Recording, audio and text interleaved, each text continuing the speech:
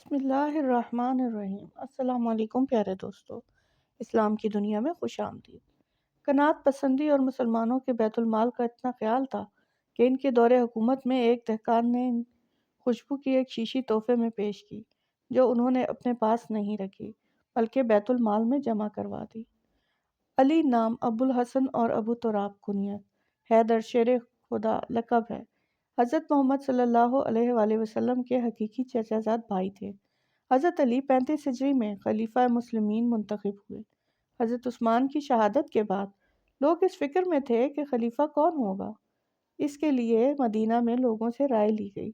تمام کی رائے تھی کہ خلیفہ مسلمین حضرت علی رضی اللہ عنہ ہونے چاہیے۔ پھر تمام لوگوں کی بیعت عام شروع ہو گئی۔ خلیفہ منتخب ہونے کے بعد اپنے پہلے خطبے میں آپ نے فرمایا، اللہ تعالیٰ نے اپنی کتاب کو ہادی بنا کر بھیجا ہے، جو خیر و شر کی وضاحت کرتی ہے۔ خیر کو اختیار کریں اور شر سے کنارہ کش رہیں۔ سب سے فالق حرمت مسلمان کی ہے۔ عوام اور حواس دونوں کے حقوق ادا کرنے میں عجلت سے کام لیں۔ آخرت کا خیال کریں۔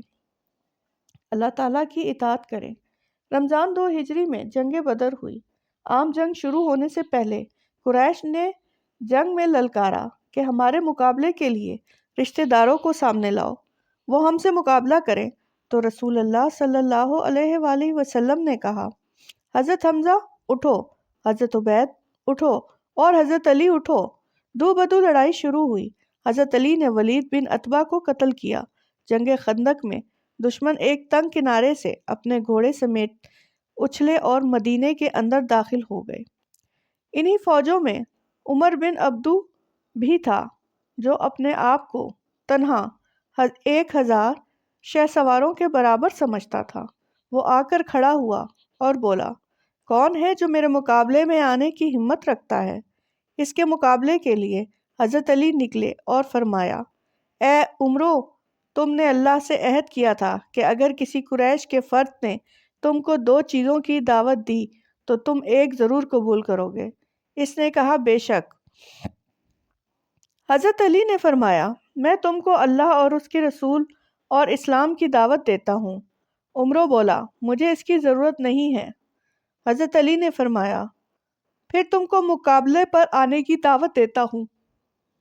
عمرو بولا، کیوں؟ میرے بھتیجے بھائی کے لڑکے، میں تم کو قتل نہیں کرنا چاہتا۔ حضرت علی نے فرمایا، لیکن میں واللہ تم کو قتل کرنا چاہتا ہوں۔ یہ سن کر اس کو جوش سا آ گیا۔ اپنے گھوڑے سے کود کر اس کے کوچے کاٹ دیں اور اس کے چہرے پر ضرب لگائی اور حضرت علی کے سامنے تلوار سنت کر کھڑا ہو گیا۔ دونوں کی تلواریں چلنے لگی۔ بوڑھے نے پھر وار کیا۔ اتنے میں حضرت علی کی تلوار نے اس کا کام تمام کر دیا۔ ابن کثیر کہتے ہیں کہ حضرت علی غزوہ احد میں موجود تھے، لشکرِ اسلام کا میمانہ سنبھالے ہوئے تھے۔ حضرت مصعب بن عمیر کی شہادت کے بعد علم آپ ہی نے اپنے ہاتھ میں لیا اور احد کے موقع میں سخت جنگ کی، لاتعداد مشرکوں کو ٹھکانے لگایا۔ رسول اللہ کے چہرے مبارک سے بہتے ہوئے خون کو دھویا، کیونکہ جب آپ صلی اللہ علیہ وآلہ وسلم پر دشمن نے وار کیا تو سر مبارک پر زخم آئے تھے اور آگے کے 2 دندان مبارک شہید ہو گئے تھے۔ اس طرح خیبر کی جنگ میں بھی یہودی شہ سوار مرہب کو حضرت علی نے جہنم وصال کیا۔ ان کی عبارات کے دوران جب کوفہ کے لوگوں نے شکایت کی کے انداز میں کہا کہ کیا بات ہے، خلیفہ مسلمین، آپ کے دور میں سکون نہیں جیسے آپ سے پہلے خلفاء کے دور میں تھے۔ آپ نے ان سے فرمایا، میں ان کا مشیر تھا اور تم میرے مشیر ہو۔ اس طرح ان کو مدلل جواب دیا۔ حضرت علی نے حضرت ابوبکر کی بیعت کے بعد مکمل تعاون کیا۔ حضرت ابو سعید خداری سے روایت ہے، حضرت ابوبکر منبر پر چڑھے اور لوگوں پر نظر ڈالی۔ ان میں سے حضرت علی کو نہیں پایا تو ان کو بلا کر کہا، اے رسول اللہ کے امو زادے اور آپ کے داماد، کیا آپ پسند کرتے ہیں کہ مسلمانوں کا اتحاد پارا پارا ہو جائے؟ حضرت علی نے کہا، مجھے کوئی شکایت نہیں ہے۔ اے خلیفہ رسول، یہ کہہ کر آپ نے بیعت کر لی۔ ابن کثیر نے کہا، اس واقعے کو ایک اہم اور قابل ذکر پہلو یہ ہے کہ حضرت علی رضی اللہ تعالیٰ عنہ نے پہلے ہی دن بیعت کی ہے یا وفات کے دوسرے روز، اور یہی حقیقت امر ہے کیونکہ حضرت علی نے کسی وقت حضرت ابوبکر کا ساتھ نہیں چھوڑا اور کسی نماز میں بھی غیر حاضر نہیں رہے۔ مشہور ہے کہ حضرت علی نے ضروری سمجھا کہ حضرت فاطمہ کے احساسات جذبات کا کسی درجے لحاظ کریں، اس لیے حضرت ابوبکر کی بیعت نہیں کی۔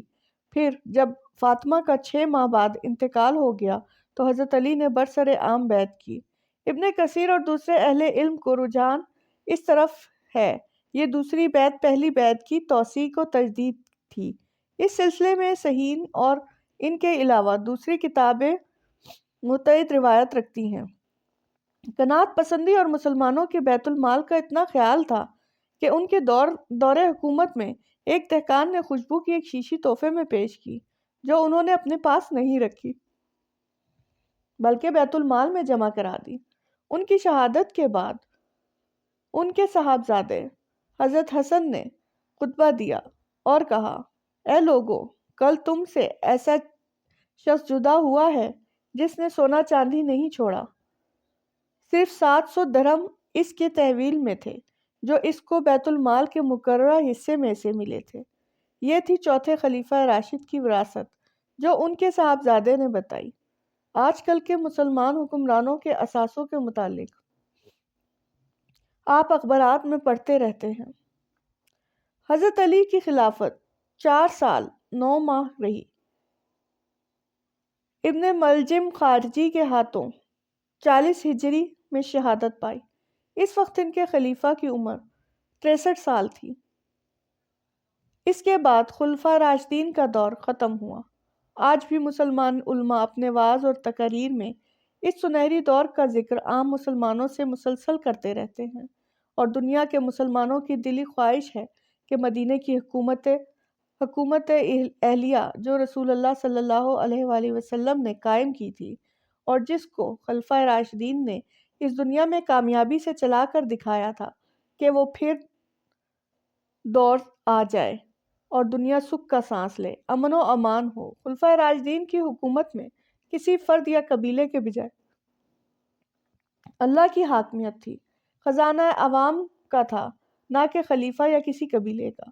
علم کی قدر تھی، ایک دوسرے کا احترام تھا، آزاد رائے سے انتخاب ہوتا تھا، محبت تھی، عدل و انصاف تھا، عزت نفس تھی، مشاورت تھی، برابری کے حقوق تھے، خواتین کے بطور انسان برابر کے حقوق تھے اور ان سے مشاورت کی جاتی تھی، ان کی رائے پر عمل کیا جاتا تھا، امن و امان تھا، آسمان سے رزق برس رہا تھا، زمین نے اپنے خزانے اگل دیے تھے۔ خلفائے راشدین نے موجودہ دور کے مسلمان حکمرانوں کی طرح دولت جمع نہیں کی تھی، بلکہ دولت کی مساوی تقسیم کا انتظام رائج کیا تھا۔ لوگ زکوٰۃ ہاتھوں میں لیے لیے پھرتے تھے، مگر اتنی خوشحالی تھی کہ لینے والا نہیں ملتا تھا۔ اسی طرز کی اسلامی فلاحی ریاست مسلمانوں کو قائم کرنا چاہیے۔ ابھی بھی علماء اپنے وعظ و تقاریر میں اس سنہری دور کا ذکر عام مسلمانوں سے مسلسل کرتے ہیں، اور دنیا کے مسلمانوں کی دلی خواہش ہے کہ مدینے کی اسلامی فلاحی ریاست جو رسول اللہ صلی اللہ علیہ وآلہ وسلم نے قائم کی تھی اور جس کو خلفائے راشدین نے اس دنیا میں کامیابی سے چلا کر دکھایا تھا، وہ دور پھر سے مسلمان ملکوں میں قائم ہو اور مسلمان دشمنوں کا مقابلہ کر سکے اور سکھ کا سانس بھی لے سکے۔